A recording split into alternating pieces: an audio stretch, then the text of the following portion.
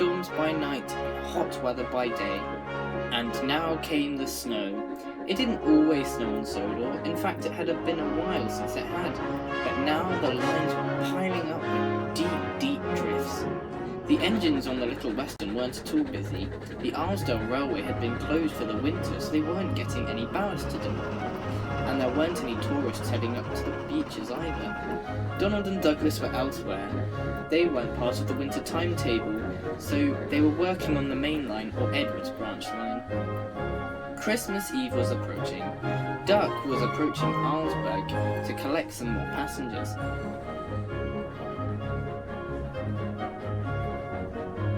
A fresh layer of snow had just fallen. "If there's one thing we need up here, it's salt," Duck chuckled as he saw a workman slide over the icy rails. "I wonder how the roads are." His reply came from a toot-toot, and Bertie pulled up a moment later. "Absolutely horrible," he muttered. "If it hadn't been for that lorry in front of me, I'd be stuck. Good luck to the Christmas postman." Duck was surprised. "The postmen?" he asked. "Indeed," Bertie said. "The postmen always go out on Christmas Eve to do a huge delivery of Christmas mail. It's the tradition up these parts." "I see," Duck said. And this started him thinking. "A penny for your thoughts?" Oliver asked at Arlesburgh later on. Nothing really," Duck smiled. "Just about the Christmas post." "Ah," Oliver smiled. "Well, I've just had news that the road from Tidmouth to Arlesburgh has been closed. Apparently the snow and ice is too dangerous and the de-icing vehicles are elsewhere. So we'll be taking all the passengers up in the car transporters." "But how will the postman get up to Arlesburgh on Christmas Eve?" "I don't know," Oliver said. "But that's up to them, isn't it?" Or was it? Duck thought. The next morning was the day before Christmas Eve. Duck was at the harbour delivering some fish vans.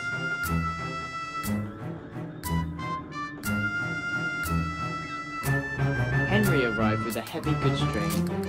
He had a huge scowl on his face.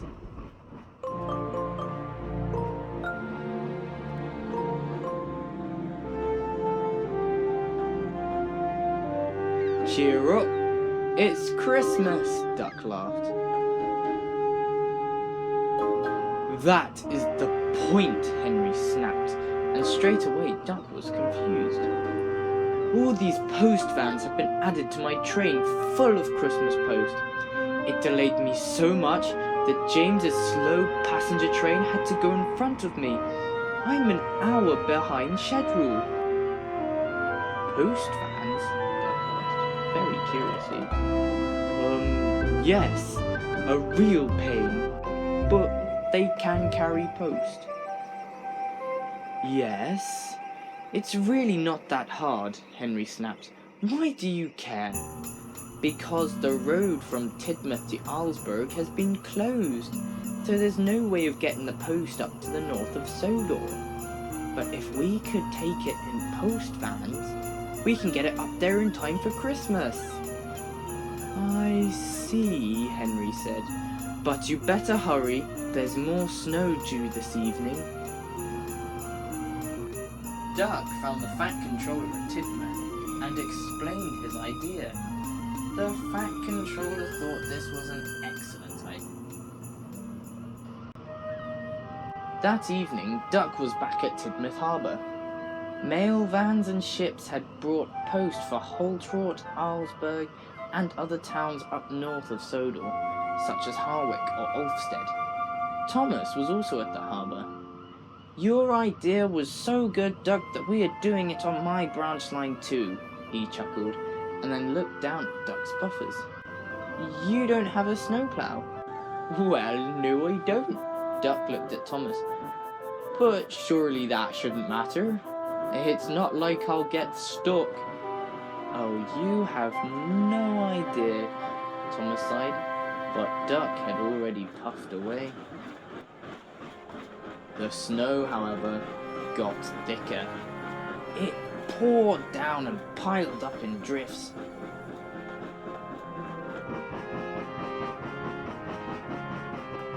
Duck kept on going, but he was beginning to get worried.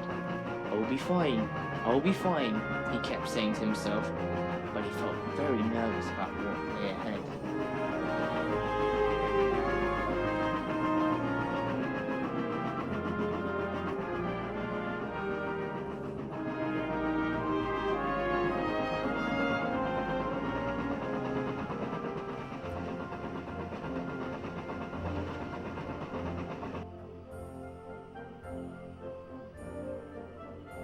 Oliver was waiting at Arlesburgh. He had a brand new snowplow fitted. The station master walked up. Sir Topham had specifically asked for you to wait for Duck to arrive. He sounded a bit worried. Worried? Oliver asked. But why? The Fat Controller was worried because the snow was only getting thicker. Duck was struggling on. He had passed through Holtrot safely, but was now struggling along the tracks. Snow was piling up all around him, and his wheels kept slipping. We can't give up, we can't give up. All those people in the north need our help. Those postmen are relying on us. Suddenly, there was a large crunch.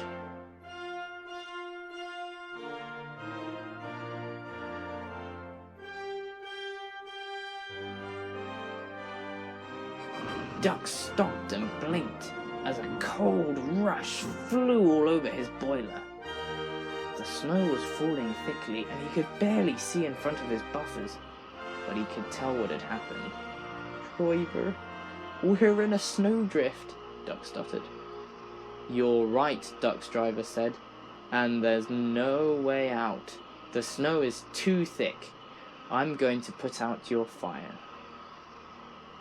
Oliver was still waiting for Duck. What if something's wrong?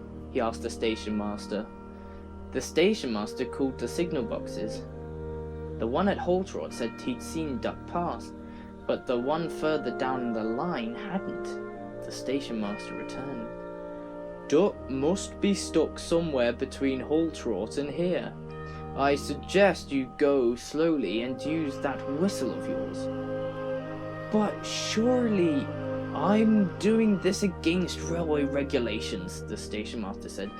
But it seems Duck is in need of our help. Very well, sir, Oliver smiled, and he slowly set off into the night. It was dark, and the snow was still falling.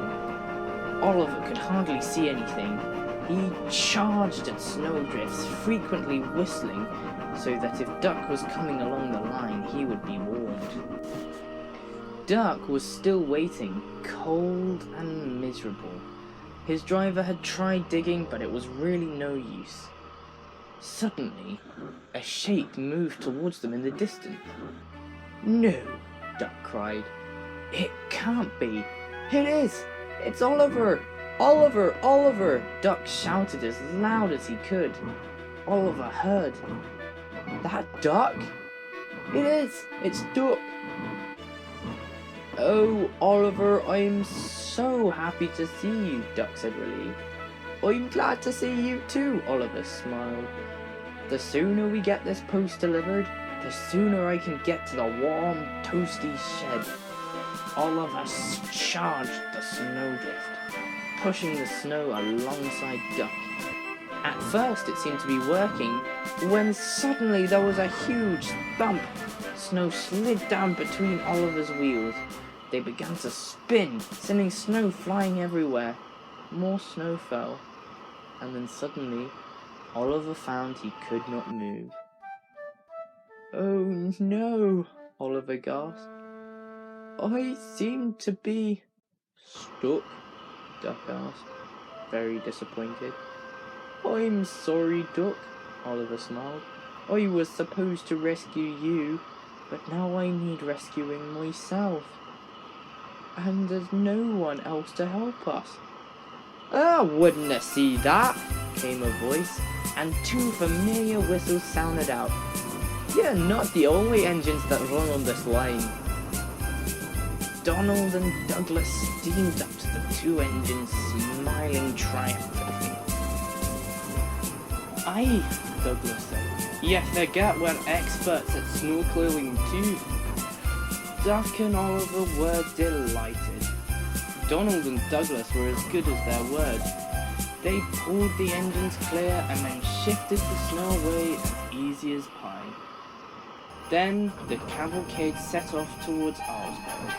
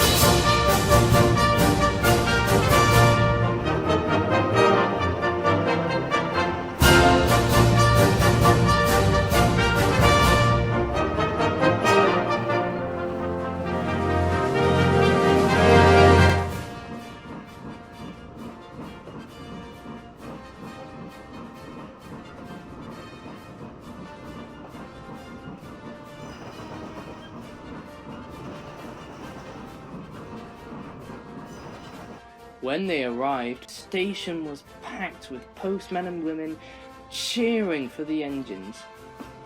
Now everyone will be able to get their Christmas post tomorrow and be able to have a very Merry Christmas, one said, and everyone cheered. The 4 engines headed back to the sheds at Arlesburgh. Duck couldn't have been happier.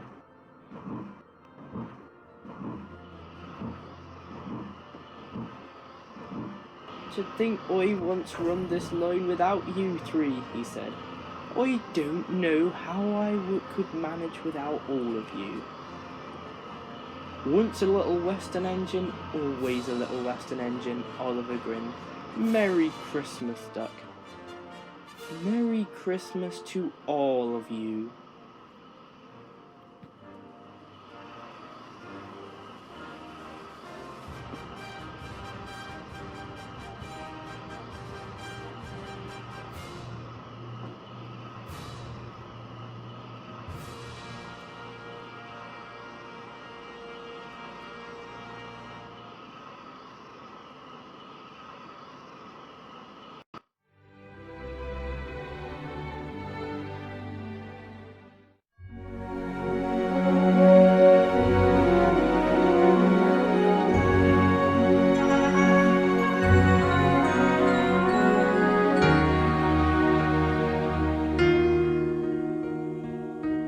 The silence wakes you when your nights are long, when the world forsakes you. Please be strong. Nothing hurts you forever. It will fade away, and the sky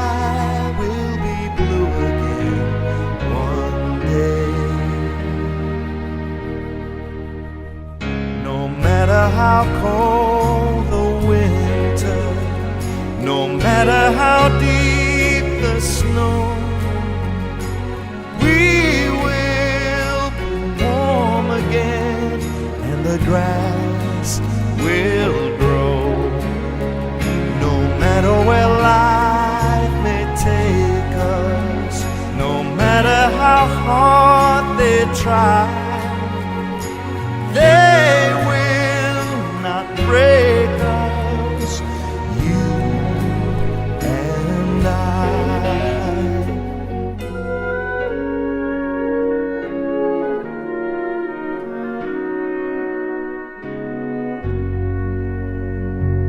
When it's dark inside you, when your flame is low, I will be beside you.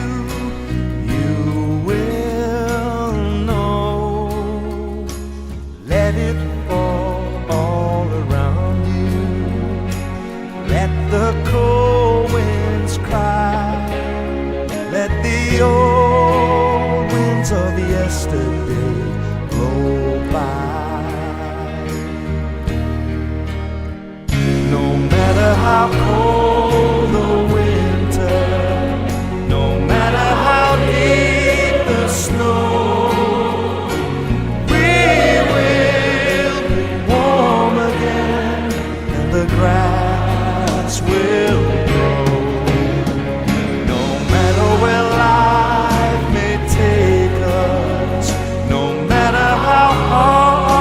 they try.